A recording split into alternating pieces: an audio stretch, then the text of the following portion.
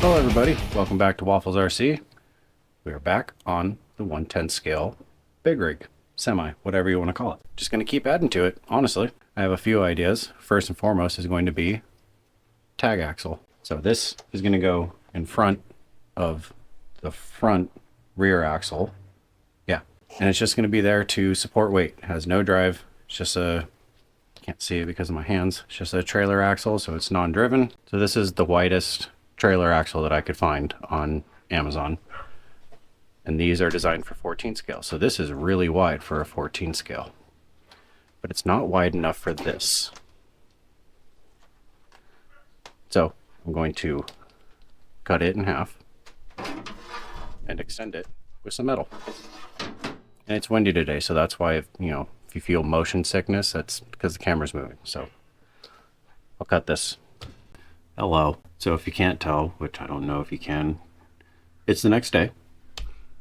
I only worked on this thing for a little bit. I did get the tag axle on, and I overcomplicated it, but it's on there. I had other stuff to do yesterday, so that's what I did.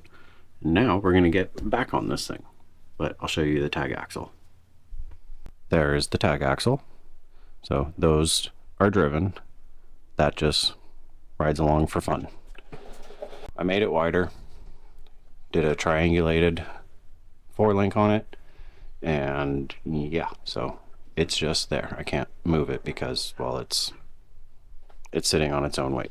So there is the tag axle. So now all of this stuff, suspension wise, is good. But what we're going to do next, because it's a very hot topic of what I'm going to do with it, is windows.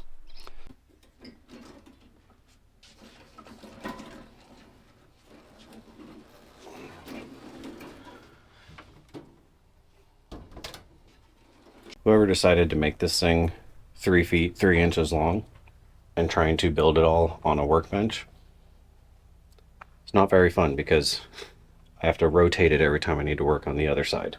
So what I'm going to be doing for the windows is I'm going to cut out an area for the window. Same with the passenger and driver side, so it would be 3 windows. But I am not going to be putting any windows or interior inside of this thing, because that's a lot of work, and there's a lot of stuff that I plan on putting inside of the cap. So I'm going to cut it out, but then I'm going to put a filler plate on the back of it and just paint it black, so that way it at least has some depth. And one person did recommend doing like just a little bit of grinding to give the effect of the door. That will be happening as well, but for now, just to settle the questions basically of what I'm doing with the windows, that's what I'm doing. So I will cut those out right now. Finally got new gloves. See how long these last.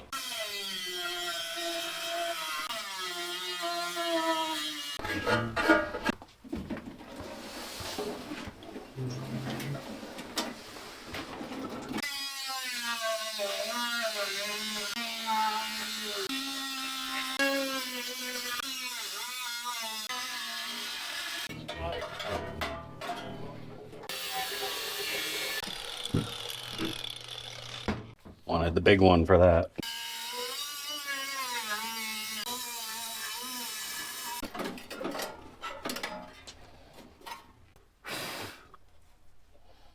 That'll need cleaning.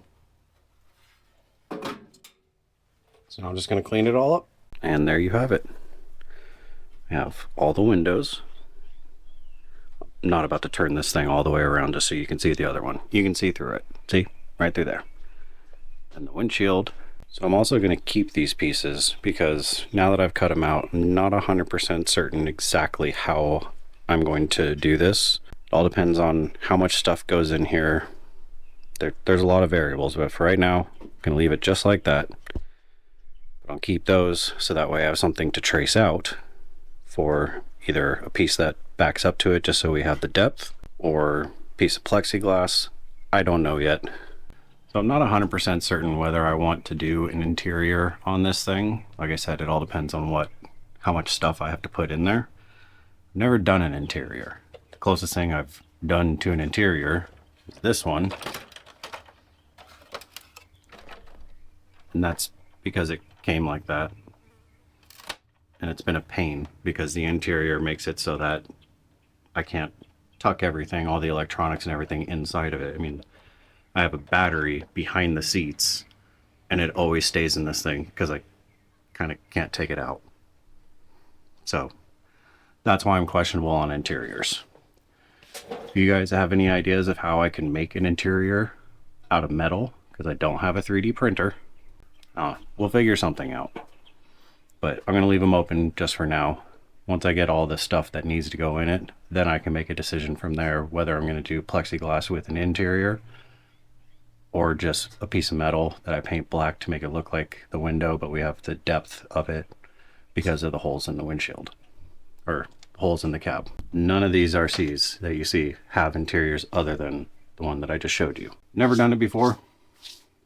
Don't know if I'm going to start. We're certainly going to find out with this one. But the next thing that we're going to do now is, now that I have the window cut out, I'm going to make a visor because I like the looks of visors. Just going to bend up some sheet metal and see how it looks. And there's our visor. I think it adds a little bit more to this thing. Just a little bit extra flair. Looks good from the side too. And I just bolted it on because I'm still figuring out paint scheme and stuff like that. But next step, I'm going to try to make some mirrors, I guess. They're not going to be functional mirrors, obviously, but I have some skinny little steel rod here. Just going to do that, bend it, put something that may eventually look like a mirror on it, and see how that works.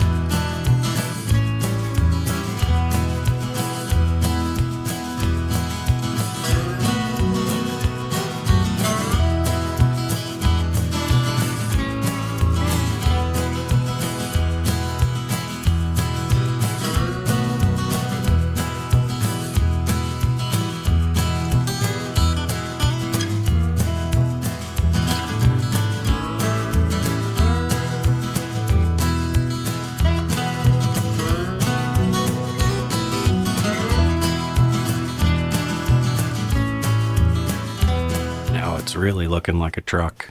So as you saw in the time lapse, I just cut some sheet metal to make it look like a mirror, bent this for the frame for the mirror, and I drilled holes through the sheet metal to plug weld it basically, so that way you wouldn't see as much weld here on the back, because if I would have done weld back here, you would have seen it and it would have looked weird. So that's why I did that. And then drilled holes in the cab to push it through to weld it from the inside, so that way it looks more flush mounted once this thing is all painted up. So basically what I'm trying to do with this thing in this video is get all the accessory stuff on, so that way we can move on to the next step of trailers, basically, or the Zacklift idea. I don't know which one I'm going to do first, but once I get this thing to a good spot, I'm going to start figuring out what paint I want to do, the paint scheme for everything. And then once it's painted, then I'll go from there. But I want to finish all the welding accessories and all that stuff on this thing. Next thing that I'm going to try to make is air tanks for under the steps. All big rigs have air tanks, so this one's going to have fake air tanks, and it'll fill up some of that gap in the underneath the step. make those real quick. Just gonna be very simple. Just have 1/2-inch round tube. It's the stuff that I use for the stacks for the little hauler. It's funny that I call that the little hauler now because of this thing. So just gonna make some air tanks out of this. I'm gonna seal it up, weld it up, seal it, make it look like an air tank. And here is our air tank. All I did was I put a bolt in there, welded it, then ground everything down. And for you do-it-at-homers, kind of like me, if you want a poor man's lathe, there you go. See, you grab your grinder, you turn it on, and then you hold this down and grind it up. That's how I got these smooth corners and cleaned the whole thing up. I just sat there, held that, and moved the grinder up and down it. Went on the edge. There you go. That is your at-home lathe.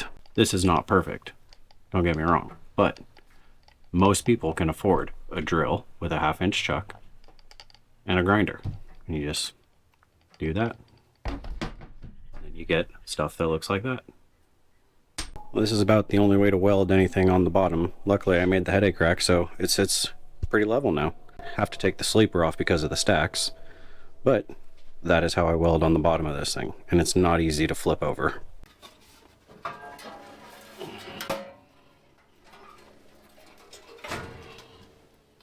It's like someone made this whole thing out of metal or something.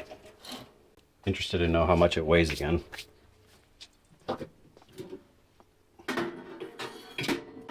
I know it's a little detail and it doesn't really do a whole lot in the long run, but it's an air tank on each side.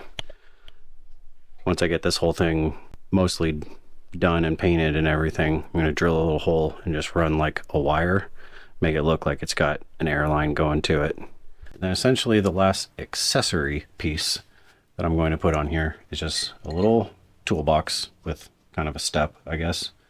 Just something to fill up this space right here. Most trucks have toolboxes, so I'm going to do the same thing, except they won't be functional. So just going to make a box, maybe put a step in it, and then put one on each side. So it'll be done right now.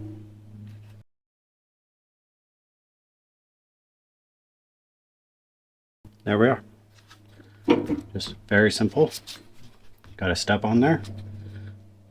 Looks kind of like a toolbox. Fills in this area. But that is most of the accessories.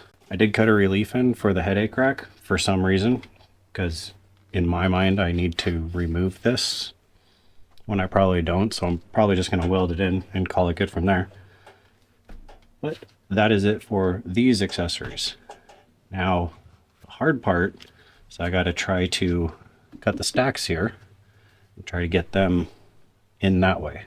So I'm going to do a little bit of experimenting to see what I can come up with. No promises. All right, well, that's it. Done with it for today. Oh, I guess you want to see what I just did, didn't you? So it's going to take a lot more sanding, but I got these down in here. I tried to sand them as best as I could. I don't know how well it's coming across, but it does not look very good for now. But I'll get there eventually with some more hand sanding. They go down into here, behind the step. So now I can run the tubes into there to have the smoke come out. Hey, look, there's our drawing. There's our truck. Pretty close. These should be all done. The cab does still open. Oh, speaking of cab open, I did move the transmission down a little bit just to get that shorter black drive shaft be a little bit straighter. It's not perfect by any means, but it's better than it was. That is going to be it for this thing for this week. I'm quite tired and just done with working, even though I have to go to work tomorrow, but you know. So we got the tag axle, the air tanks, the exhaust stacks, the mirrors, and the controversial windows. Been thinking about it the whole time, and I'm still not 100% sold on doing an interior, but I'm not opposed to it. So you guys let me know. And if you do, just remember, I don't have a 3D printer, so someone's gonna have to make it for me, and I'm gonna have to pay them, because I can't do that with metal. Look at my mirrors. You think I can do seats and a steering wheel? barely do mirrors. So everything is turning out very good. Now we're on to the next steps, which are going to be, now that all the decorations are done, I think the next step is going to be starting on the Zacklift up there. That's the next step, I think. So that'll be a matter of finishing this back area, which really the only thing that needs to be finished is a bit more bracing. The fifth wheel, I got to put the fifth wheel on, and then a piece for the Zacklift to go into. That has to go in there too. Maybe some fenders. I don't know. I'm kind of on the fence about fenders. I know they look good for a street truck, but remember it's 6-wheel drive and it's going to go in dirt. So you guys let me know. Should I do some fenders for it? They're not going to be the prettiest things, but I'll make them. But I think that's what we're going to start next week is the Zacklift. Thank you all very much for watching. This thing is a very long project and it's going to take as long as it takes. I'm taking my time to try and make sure that this thing looks good, because remember, there's only one other 10 scale semi that I've seen on YouTube, at least. I'm sure other people have them, but there's only one other one, so got to compete with a 3D printer using our 3D printer. Thank you all very much for watching. Thank you for subscribing.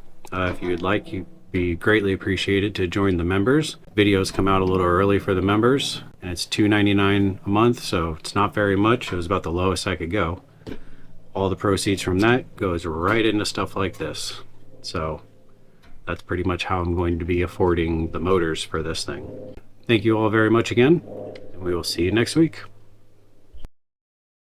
So I don't normally indulge negative comments, but to the one person that said all my drive shafts, which there are many, are all out of phase, and that stuff is going to be working against each other. See, all the drive shafts are connected.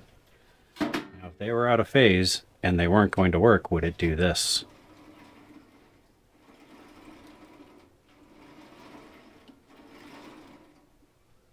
That's just its own weight stopping it. Ooh, that's actually a good thing.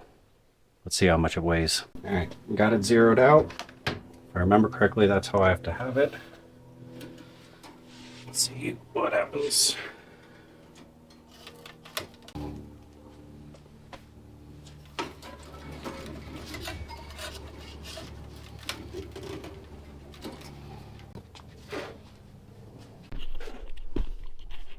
$29.02.